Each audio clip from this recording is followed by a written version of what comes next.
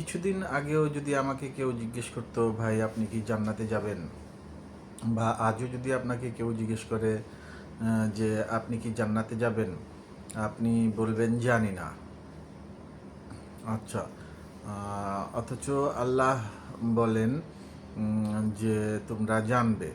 আল্লাহ এখানে নিশ্চিত করে দিয়েছেন কোরআনের মাধ্যমে। 2টা 3টা 4টা মিনিট ধৈর্য নিয়ে শুনুন, আশা করি উপকৃত হবেন। এবং এই উপকার বিরাট উপকার। আল্লাহ যেটাকে মহাসাফল্য বলেছেন, জীবন থেকে 5টা মিনিট সময় দেন।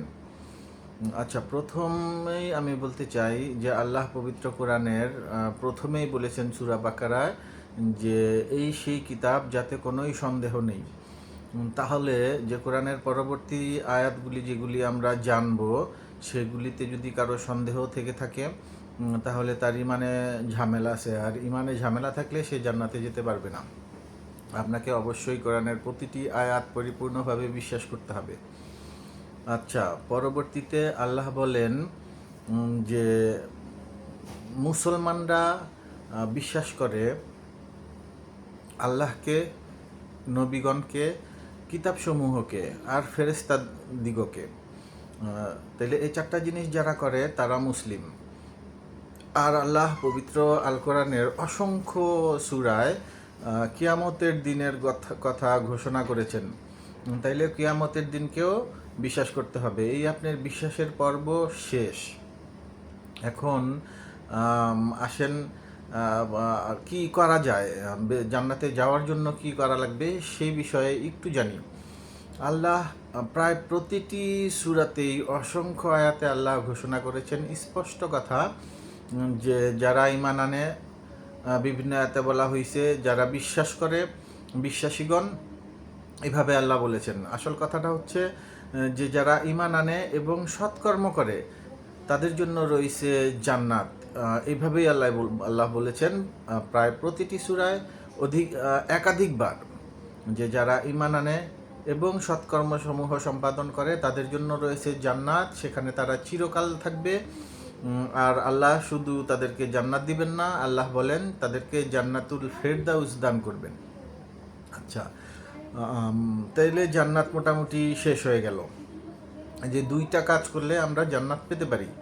এখন সৎকর্ম নিয়ে কথা আছে। সৎকর্মকে আবার অনেকে ইবাদতের সাথে গুলায় ফেলে, অনেকে ইবাদতকে সৎকর্মের মধ্যে ফেলতে চায়। আসলে আল্লাহ এইভাবে অস্পষ্ট কথা বলেন না। আল্লাহ ইবাদতের জায়গায় ইবাদত বলেছেন এবং সৎকর্মের জায়গায় আল্লাহ সৎকর্মই বলেছেন।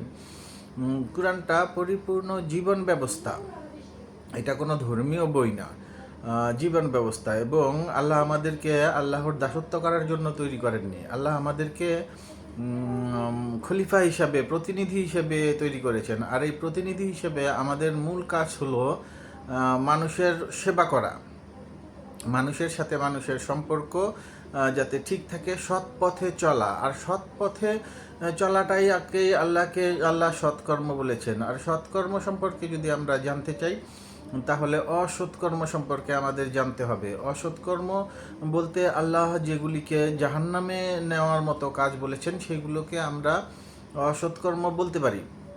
অসৎকর্মের 2-4টা যদি উদাহরণ দেই তাহলে দেওয়া যায় যে সুদ ঘুষ খাওয়া, সেটা আল্লাহ সরাসরি জাহান্নামে নিক্ষেপ করবেন, সেরকমই আল্লাহ বলেছেন। মানুষ হত্যা করলে আল্লাহ জাহান্নামে নিক্ষেপ করবেন। কারো সম্পদ যদি জোর করে দখল করা হয় তাহলে আল্লাহ জাহান্নামে নিক্ষেপ করবেন। কুফরি করলে আল্লাহ জাহান্নামে নিক্ষেপ করবেন। সোজা কথায় কোরআনে যেই সমস্ত কাজগুলোকে আল্লাহ যে সমস্ত কাজের জন্য দোজখে নিক্ষেপ করবেন বলেছেন, এই কাজগুলি অসৎকর্ম। তাইলে এই কাজগুলি না করাটাই সৎকর্ম। আচ্ছা, ওইগুলি আমরা করব না, আর বাদ বাকি সৎকর্ম জীবনে বেঁচে থাকলে এমনিই হয়ে যাবে। তাইলে মোটামুটিভাবে যদি এই কাজগুলি পালন করি, ঈমান আমি ক্লিয়ার করলাম যে আল্লাহ 4-5টা জিনিসকে ঈমান বলেছেন। আকাশে আল্লাহ, ফেরেশতা, জমিনে নবীগণ এবং রাসূলসমূহ, নবী রাসূলগণ এবং তাদের উপর নাজিলকৃত কিতাবসমূহ, এগুলাকে বিশ্বাস করতে হবে। আর কিয়ামত দিবসের উপর বিশ্বাস করতে হবে। আর সৎকর্ম হচ্ছে সৎকর্ম। আচ্ছা, অনেকে আবার বলতে যাবেন যে ভাই নামাজ কালাম রোজা তাইলে এগুলোর কি কোনো ভ্যালু নাই? এগুলার ভ্যালু অত্যধিক। কিন্তু সেইটা আগে আপনি জান্নাতে যাওয়ার যোগ্যতা অর্জন করেন, তারপরে রোজা নামাজ হজ জাকাত এগুলি যে আছে তারপরে কাজে লাগবে। কেন সেটা বললাম?